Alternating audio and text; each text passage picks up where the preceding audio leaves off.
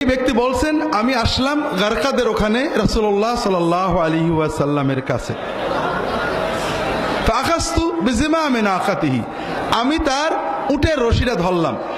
ফাদুফিআতু আনহু, লোকজন আমাকে এই খবর নবীজির উট ধরছে কেন, কি হয়েছে কি হয়েছে কি হয়েছে, সবাই আমাকে তাড়িয়ে দিতে গেল, ধাক্কা দিতে গেল। তখন রাসূলুল্লাহ সাল্লাল্লাহু আলাইহি ওয়াসাল্লাম বললেন, না না না, ওকে ওকে কিচ্ছু বলো না, ওকে আসতে দাও। মা'রাবুম মা কাদ জাআ বিহি, নিশ্চয় কোনো দরকারে আসতো, এমনি আসতে নাকি, ওকে আসতে দাও আমার কাছে। কথা কি বুঝতে পারছেন ভাই? আপনারা কি আমার কথা শুনছেন? তো শুনছেন না? তাহলে রাসূলুল্লাহ সাল্লাল্লাহু আলাইহি ওয়াসাল্লামের কাছে সবাই যেতে পারত, যে কোনো মানুষ তার কাছে যে প্রশ্ন করতে পারত। একেবারে বিশেষ করে যুবকদের জন্য তিনি ছিলেন উন্মুক্ত, যুব বান্ধব। যুবকদের অন্যায়গুলোকে, ভুলগুলোকেও পজিটিভ নিতেন, প্রশ্ন করত বিভিন্ন সময়ে। ছোট ছোট কয়েকটা উদাহরণ দেখেন, আমরা কেমন আর রাসূলুল্লাহ সাল্লাল্লাহু আলাইহি ওয়াসাল্লাম কেমন ছিলেন, আমরা আলেম উলামা পীর মাশায়েখ দায়রা কেমন, আর রাসূলুল্লাহ সাল্লাল্লাহু আলাইহি ওয়াসাল্লামের সুন্নত মানহাজ কেমন ছিল। একজন কিশোর যুবক মসজিদে ঢুকেছে, মসজিদে ঢুকে দেখে যে রাসূলুল্লাহ সাল্লাল্লাহু আলাইহি ওয়াসাল্লাম রুকুতে চলে গেছেন। আমরা যদি মসজিদে যাই, মসজিদে যে দেখি ইমাম রুকুতে গেছে, তখন আমরা কি করি? আমরা সরল বাংলা অর্থে খিচে দৌড় দিই, দৌড়ে যে কাতারে দাঁড়ানোর চেষ্টা করি। আমি বোধহয় প্রথম দিনে বলেছিলাম এটা একটা অন্যায় কাজ। তো যাই হোক, ওই যুবক দৌড় দেননি। ওই যুবক যখন দেখলেন রাসূলুল্লাহ সাল্লাল্লাহু আলাইহি ওয়াসাল্লাম রুকুতে চলে গিয়েছেন, আর রুকু থেকে উঠে গেলে তো রাকাতটা আর পাওয়া গেল না, ওই যুবক আরো একটা মজার কাজ করেছেন। উনি দরজার উপরেই আল্লাহু আকবার বলে রুকুতে চলে গেছে, দরজার ওখানেই নিজে একা একা রুকুতে চলে গেছে।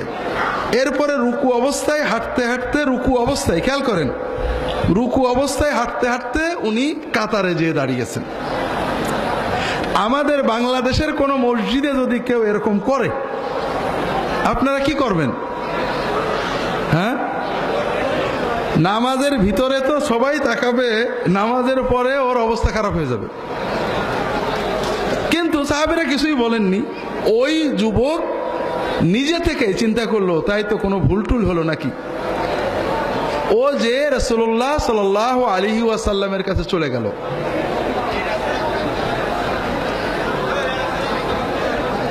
যে বলল, হ্যাঁ, যে বলল, ইয়া রাসূলুল্লাহ, আমি তো আজকে এই কাজ করে ফেলেছি, জামাতে রাকাত ধরার জন্য দরজার কাছেই একাকী রুকু করে, রুকু অবস্থায় হেঁটে হেঁটে কাতারে ঢুকেছি। আমরা আবারও কল্পনা করি, আমাদের সমাজে কোনো যুবক যদি আমার মতো কোনো ইমামের কাছে যে এইরকম প্রশ্ন করে, তাহলে প্রথমেই আমরা রাগ করব, এই মেয়ে তো নামাজ পড়তে বলেছে কে, একটু মসলা মাসাইল জানো না, এই কাম কেউ করে নাকি? কথাটা কি বুঝতে পারছেন?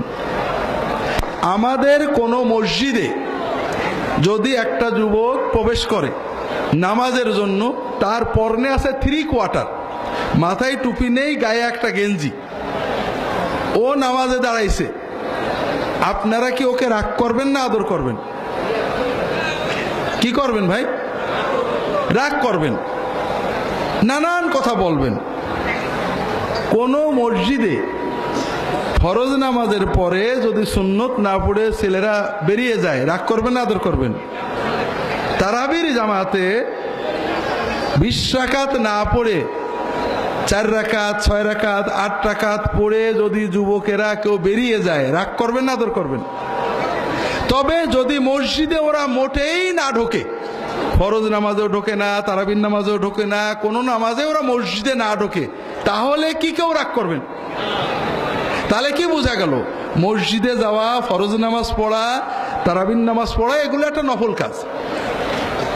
যদি করো তাহলে ভালো করে টুপিটা মাথায় দিয়ে জুব্বা জব্বা পরে করো, আর যদি মোটেই না করো তাহলে কোনো সমস্যা নেই, তুমি ভালো লোক। এটা কি ইসলাম কিনা? এটা ইসলাম না।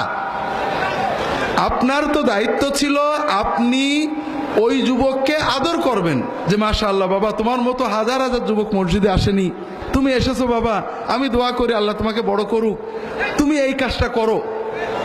আল্লাহ রসুল সাল্লাল্লাহু আলাইহি ওয়াসাল্লাম যুবকের ভুলটা না ধরে তার পজিটিভ চিন্তা করলেন। একজন মানুষ ফরজ পড়েছে, সুন্নত পড়েনি, সে বেশি অন্যায় করলো, না একজন ফরজও পড়েনি সুন্নতও পড়েনি সে বেশি অন্যায় করলো? একজন তারাবি মোটে পড়েনি সে বেশি অন্যায় করলো, না একজন ঈশান নামাজ জামাতে পড়লো, তারাবিও 4 রাকাত 6 রাকাত 8 রাকাত 10 রাকাত পড়লো চলে গেল, অন্যায়টা কার বেশি হলো? তা আমরা কি করছি ভাইরা? মানুষের নেক আমলটার মূল্যায়ন করছি না, ভুলটাকে বড় করে দেখছি। অথচ আল্লাহ প্রতিটি নেক আমলের জন্য 10 থেকে 700 গুণ সওয়াব দেবে, আর অন্যায়ের জন্য সর্বোচ্চ যদি গুনাহ হয় 1টা গুনাহ দেবে।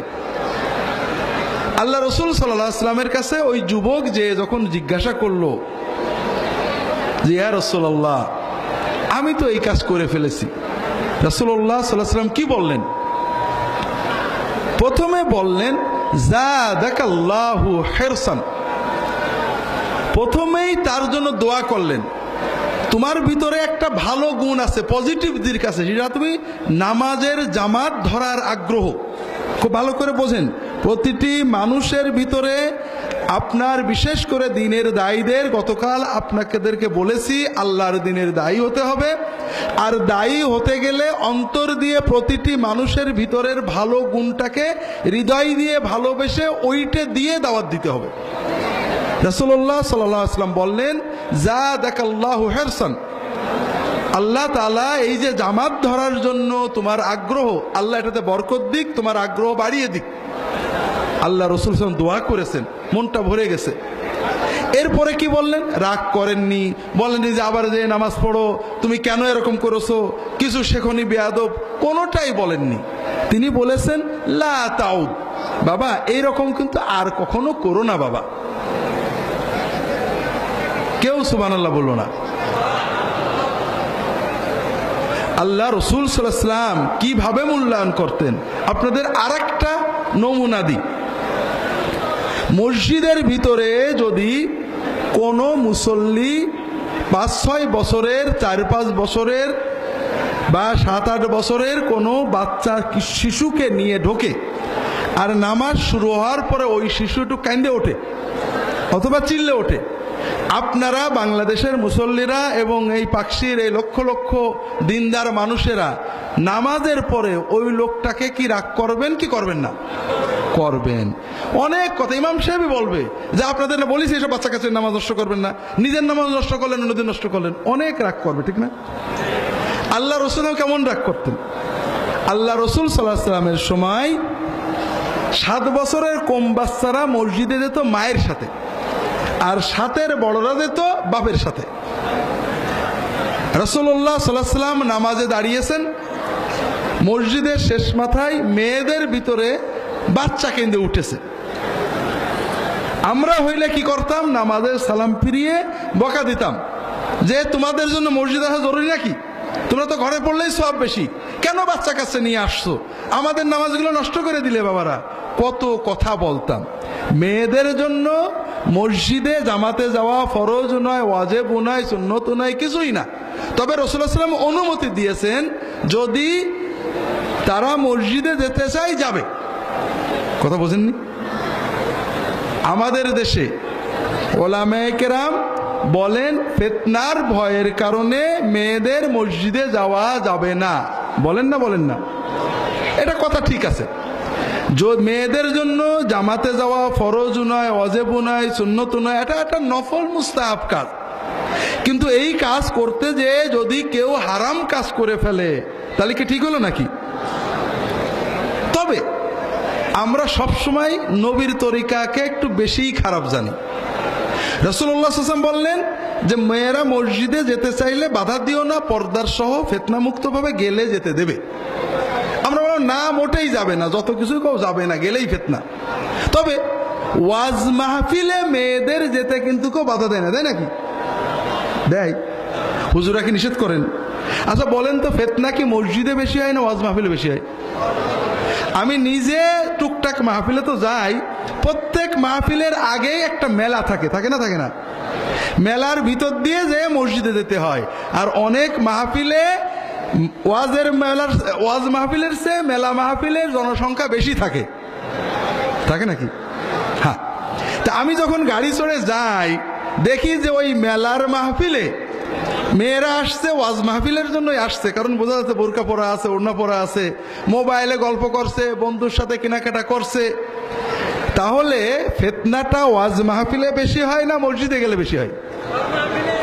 আমরা ফিতনার পক্ষে নয়, কিন্তু ওয়াজ মাহফিলে মেয়েদের যেতে দিই, হয়তো বলি যে পর্দার সাথে যাবেন, ফিতনা না হয়, এগুলো সব ঠিক আছে, কিন্তু মসজিদে যেতে দিই না। যতই বলি যে মসজিদে ফিতনা ছাড়া আলাদাভাবে যদি মেয়েরা পর্দায় যেতে পারে সমস্যা নেই, তবু আপনাদের মনে শান্তি হয় না। কারণ রাসূলুল্লাহ সাল্লাল্লাহু আলাইহি ওয়াসাল্লাম যেহেতু বলেছেন যে তোমরা যেতে দিও, আমাদের কথা হলো না, আমরা যেতে দেব না। তো যাই হোক, রাসূলুল্লাহ সাল্লাল্লাহু আলাইহি ওয়াসাল্লামের সময়ে মেয়েরা পিছনে দাঁড়াতেন। রাসূলুল্লাহ সাল্লাল্লাহু আলাইহি ওয়াসাল্লাম বলছেন যে আমি অনেক সময় নামাজ শুরু করি যে আজকে একটু লম্বা কেরাত পড়ব, কিন্তু পিছন থেকে বাচ্চাদের, ছোট বাবুদের, ছোট বাচ্চাদের কান্না যখন শুনি, তখন আমার মনে হয় ওই বাচ্চাটার মার মনটা নিশ্চয়ই কষ্ট পাচ্ছে। ও তো বাচ্চাকে কোলে নিতে পারছে না, সান্ত্বনা দিতে পারছে না, কিন্তু বাচ্চার কান্নায় মায়ের মনটা কত খারাপ লাগছে, কত অস্থির লাগছে। কাজেই আমি লম্বা না করে, নামাজটাকে দীর্ঘায়িত না করে, আমি নামাজটা সংক্ষেপ করে তাড়াতাড়ি সালাম ফিরিয়ে দিই। রাসূলুল্লাহ সাল্লাল্লাহু আলাইহি ওয়াসাল্লাম ছিলেন দরদি। মেয়েটা মসজিদে আসছে, নামাজ পড়তে আসছে, তার বাচ্চা কাঁদছে, কষ্ট হচ্ছে, তাড়াতাড়ি নামাজ শেষ করে দিয়েছেন। আর আমরা কি করব? আমরা উল্টো রাগারাগি গাল দেব।